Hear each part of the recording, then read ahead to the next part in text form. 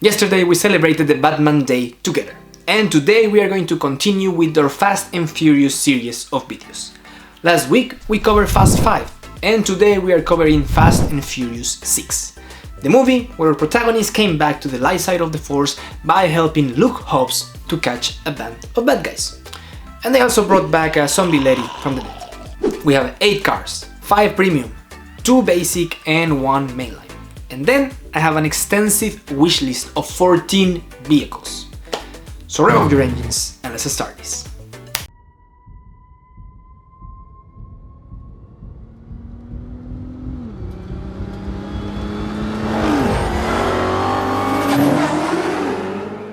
The movie starts with Brian and Dom driving their silver Nissan GT-R and the black Challenger SRT8, but we already talked about those 2 cars in the previous video because they are seen at the end of Fast 5, and then it takes a while before we see a car of importance in the whole movie, and chronologically the first one that appears is the 69 Dodge Charger Daytona. This one is the first release, the first edition released in the mainline in 2013. For being a mainline, it has a really nice details. For example, in the front you can see the headlights and you can see like the pins for the hood.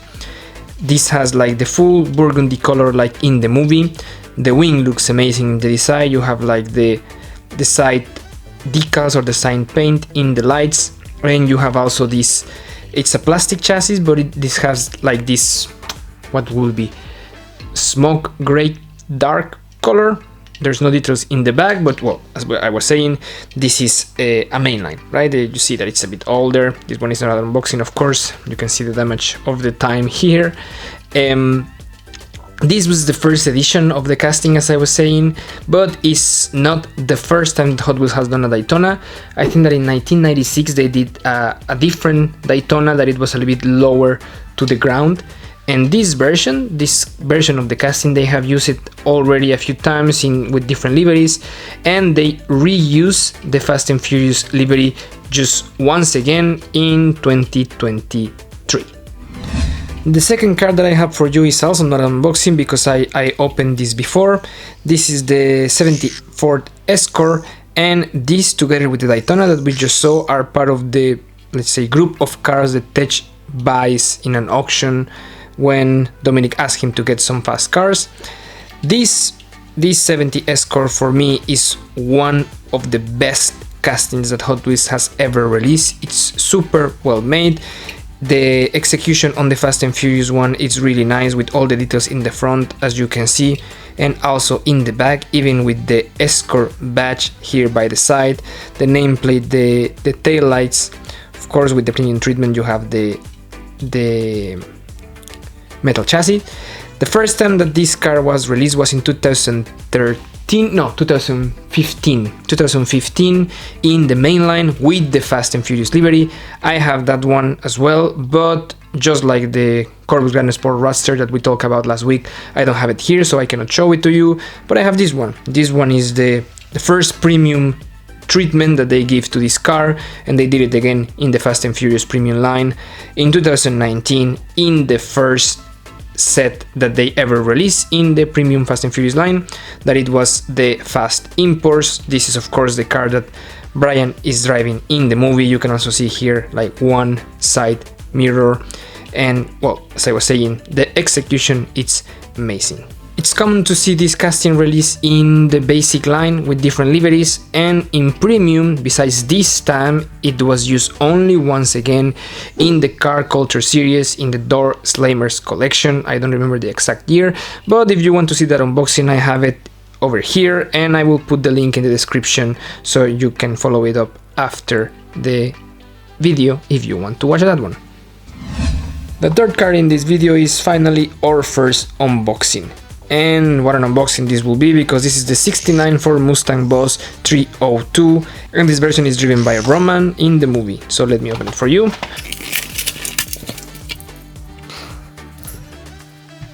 This casting, it's a banger since the beginning. Hot Wheels did this really well, but this was released for the first time 2012, and this was the last time that we saw it in premium version, in this 2019 quarter mile set that was from the Fast and Furious premium line. What I was saying is that this is already a really good casting, but with this specific edition, Hot Wheels did it amazingly. In the front you can see like the details of the headlights, you can see the details of the grille, but also you can see this kind of fog lights behind the grille. It's also in the back, you see all the black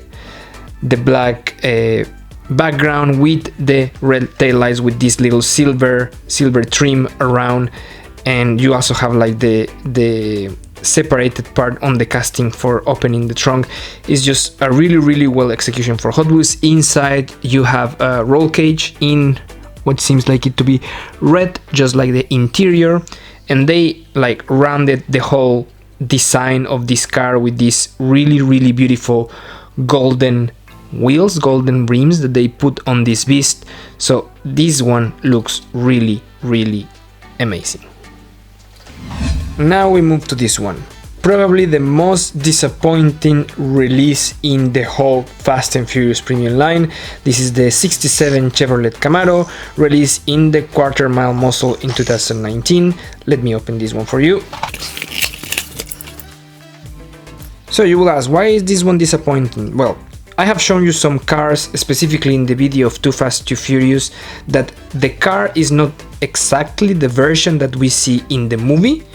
But Hot Wheels, they have just a similar casting than the car, and they just strap the livery of the movie on them, and then they just release the car. Okay, that was bad enough. But this not only when you see the version of the movie, you see that it's a completely different car. But not only that, the color is different. The car in the movie is orange, and this one has kind of a mustard yellow color. It was really difficult for me to confirm when I was watching the movie if this was the car, but this one is the only that one that you are seeing here now in your screen. It's the only 67 Camaro from the whole movie, and this one is the 67 Camaro release for the Fast and Furious 6 movie, and I recognize them because of this black line in the front that has the SS by the side. Well, if we have to judge the, let's say, the execution of the casting separately, well, this is not one of my favorite castings, but it was released in 1983, so it's 40-year-old casting, so I understand and accept the difficulties to create a toy in that time, and one that actually you can open the hood and have the engine details inside, so well executed. So I accept that. I'm not challenging that, but guys, like, seriously, this is not even close to the real car, not with a different color of livery, so I don't really think that this one has to do. I don't see how this one is included in this release, so I'm really disappointed on this one. Then we move to a basic release, also background car. I will open this one for you. Is the Nissan 370Z. Where do you can see this car? Well, in the scene when there's the street racing, you can see not the car, but just part of the car. When they are doing a trick, you see only this part of the car in the movie for like a half a second. This is the only moment that I could recognize the piece of a Nissan 370Z. And well, it's in the basic line, so I really don't mind much. This release is from 2020. The first edition of the casting was in 2010. What will I challenge back to Hot Wheels is, like, if you put side by side this release from 2020 and the first edition from 2010, you will realize that the only difference is the wheels, because the rest is the same. Another background car that you can see in the same movie scene for about 1 second when the race started. This is the Lamborghini Gallardo LP 560-4. This one is one of my favorite Lambo castings from Hot Wheels. I would say that in any version is really well made, is really well executed. The first edition is from 2010 and it was released in this satin black color, and in the same year 2010 they released this white version in the Fast and Furious basic line, and you can see that it has really nice details like the front, like the headlights. You have the Lamborghini logo, and in the back you also have the Lamborghini badge and some details for the taillights as well. The casting looks really beautiful in white, and I think that it's a really nice release from the Fast and Furious basic line. If you like Lambos and you like the Gallardo, then you will love this pump-up version of the Gallardo. The real car was full of carbon fiber panels. It reduced the weight a lot, that's why this is called the Lamborghini Gallardo LP 570 for Superleggera, and of course it's a faster or a version improved from the previous one. The casting was released for the first time in the mainline 1 year after the previous one, 2011, so my assumption is that Hot Wheels used the Gallardo casting as a base for this one, but of course this one has a bit more aggressive front. There's a different plastic cover in the engine, and of course you also have the back wing that makes the difference on the release. You have a lot of really nice details on this version. This was released in 2019, fast imports, the first set as well with the Excort, and it's really well executed, it's really beautiful. If you would like to know where to see it in the movie, this is parked outside Toretto's house at the end of the movie. The 1970 Plymouth AAR Cuda is also seen parked in Toretto's house at the end of the movie. Let me open this one for you. My assumption is that this is Toretto's car because he likes the American muscle, and this car came for the first time, the casting came for the first time in 2009, and the Fast and Furious livery was used for the first time in 2020. This is actually a re-release done this year, 2024, and it's really beautiful. The casting is already really nice, really well made by Hot Wheels, but this black edition with also the matte black in the hood, and here's some of the classic details of the Cuda. You have also the Cuda badges, you have the tail lights in the back with also some nameplate and the Cuda logo, and in the front you also have the headlights here and the fog lights below. This one is really nice, and just to wrap everything up, they put this red lip here in the wheels that makes it look really amazing. Okay guys, this is how the display looks now, and we finally reached the organizational problem. In a video I said that this problem will be Future's Joaquin, and hello, my name is Future Joaquin and I already have a problem. I cannot fit more cars here. I was looking for a solution. I was looking a way to buy more shelves to put. There's little holes to put these, I don't know how to call them, little bolts where you can put the shelves on. There are here, and here. But I was not able to find just the shelves. I actually have to buy like basically the whole thing to find the little shelves and the little bolts.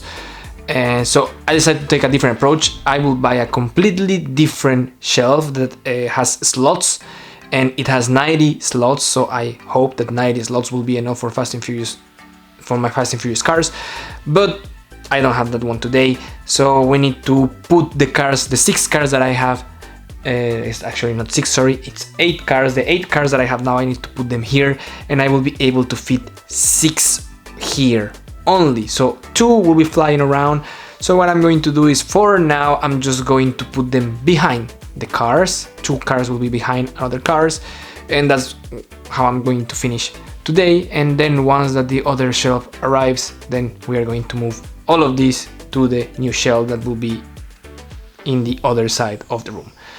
But okay, so let's start with moving this to put the 8 cars in this display.